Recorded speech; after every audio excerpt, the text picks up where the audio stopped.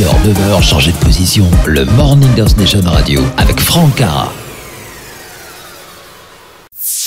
Et si on réveillait une star? Bonjour à toutes et à tous, merci d'avoir choisi House Nation Radio pour le réveil de star. Tout de suite, je vous propose de faire un réveil de star exceptionnel avec un auteur, compositeur, interprète peu connu en France mais avec un talent indéniable, et c'est surtout aussi un auteur engagé. Ce matin, je vous propose d'appeler Semir Yassip. C'est parti. Allô? Allô Semir, bonjour, c'est Franck, comment vas-tu? Bonjour Franck, ça va très bien. Et toi, ça va? Eh ben écoute, merveilleusement bien, c'est un plaisir de t'avoir ce matin sur antenne. Merci de nous avoir accordé quelques minutes, en sachant que Semir, tu n'es pas du tout débutant dans la musique, tu as déjà près de 20 ans de carrière. Oui. Tu as commencé à l'âge de 17 ans, notamment au Conservatoire de musique d'Istanbul. Oui, en fait j'ai commencé un petit peu jeune. À l'âge de 18-19 ans, j'ai commencé à faire le conservatoire en Istanbul. En fait, c'était d'apprendre le saz. C'est un instrument de la famille de luth. En fait, c'est une manche longue d'origine du premier millénaire avant Jésus-Christ. Voilà, j'ai commencé comme ça. Et qui est typiquement oriental d'ailleurs, on l'entend de partout et oui. Ça fait partie du folklore oriental d'ailleurs. Oui, c'est bien ça. Et puis j'ai débarqué en France dans les années 80 et j'ai commencé à jouer dans beaucoup de concerts, des mariages, des fiançailles, et puis voilà, j'ai commencé à faire mon groupe sur la demande de beaucoup de mes admirateurs, quoi. Alors justement, j'allais y venir, tu as monté ce groupe qui s'appelle Nostalgie. Comment c'est parti cette aventure de ce groupe? En fait, Nostalgie, on était 4 musiciens. Comme j'appartiens à la communauté assyro-chaldéenne, c'est des chrétiens d'Irak et de la Turquie. Oui. Et puis j'avais rassemblé les musiciens chaldéens d'Irak et la Turquie, et puis on voulait faire un groupe parce que en fait, les Chaldéens nous demandaient beaucoup de faire un groupe, comme j'étais tout seul avant, et puis voilà, c'est parti comme ça. Alors de là, c'est parti pour un très beau succès. Dès 1990, d'ailleurs, tu sors ton premier opus.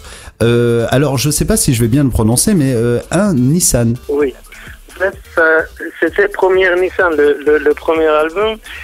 Le premier Nissan, ça signifie 1er avril. Et le 1er avril, c'est le jour de Nouvel An chaldéen. D'accord. Voilà, ça signifie ça, et puis je voulais faire rappeler à la nouvelle génération, 1er avril, 1er Nissan, c'est le jour de c'est le jour de l'an chaldéen.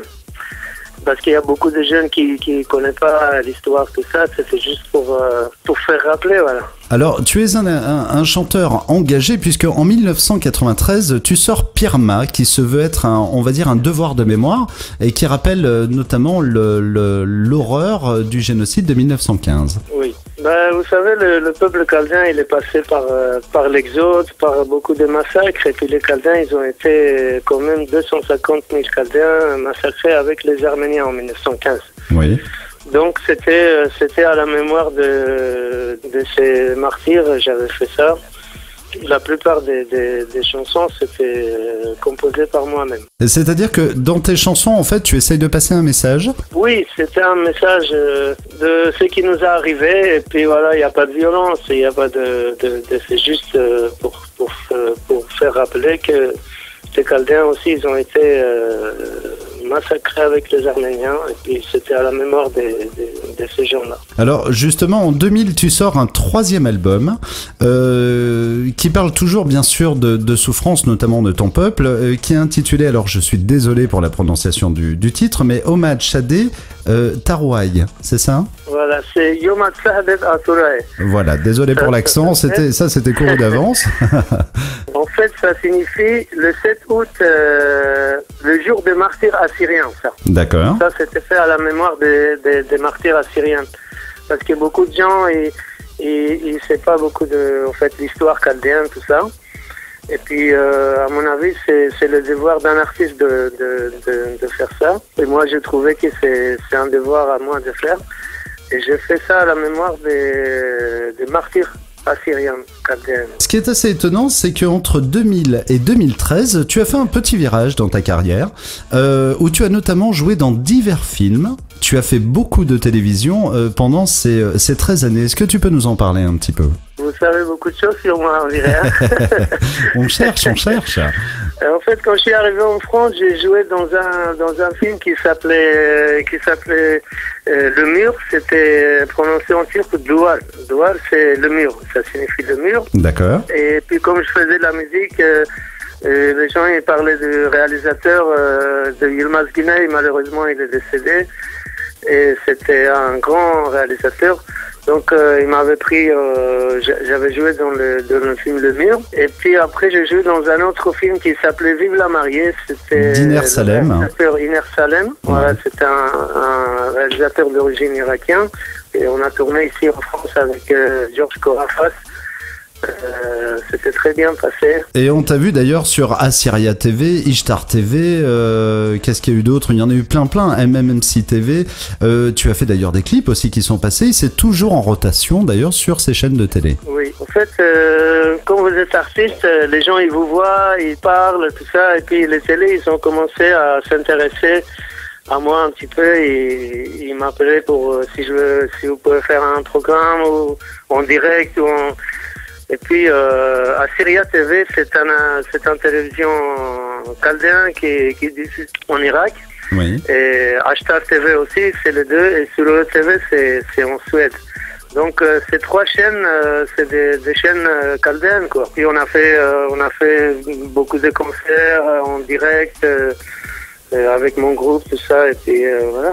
Ton actualité en 2013, c'est que tu sors un nouvel album sous le label Music Prod, et cet album s'appelle Mon Pays, c'est ton dernier opus. Je l'ai écouté, franchement je me suis régalé, les musiques sont juste fantastiques. Malheureusement, forcément je peux pas comprendre tout ce qu'il y a dessus puisque ce n'est pas ma langue, mais par contre musicalement parlant, c'est juste magnifique. Merci beaucoup. En fait, je vais vous juste interpréter quelques phrases qui va sortir d'ici fin d'année. C'est la belle Music Prod qui a pris en charge.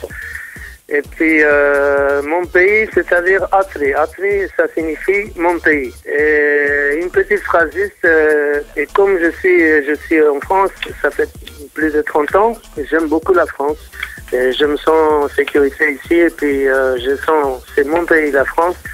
Mais mon pays d'origine, ça me manque toujours.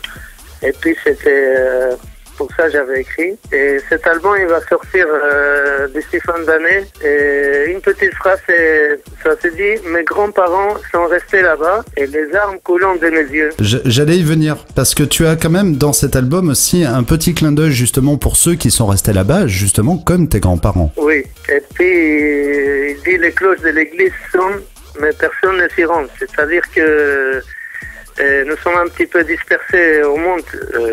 Ils ont quitté le pays par obligation, c'est pas par économique, mais c'est vraiment pour nous c'est très difficile de vivre en ce moment. Et puis ça fait 30 ans ça dure. Et c'est toujours le manque de pays, de cette terre pour moi que je veux faire cet album. Et j'espère que tout le monde ils vont aimer. Tu chantes effectivement le pays dans tes chansons. Est-ce que tu as prévu d'y retourner?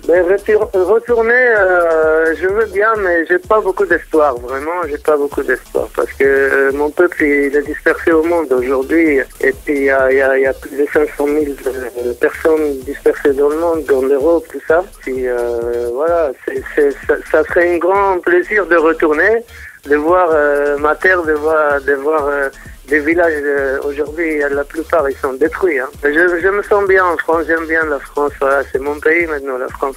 Je vais faire un petit clin d'œil, Semir, dans le sens où nous sommes écoutés dans 185 pays et en Irak également.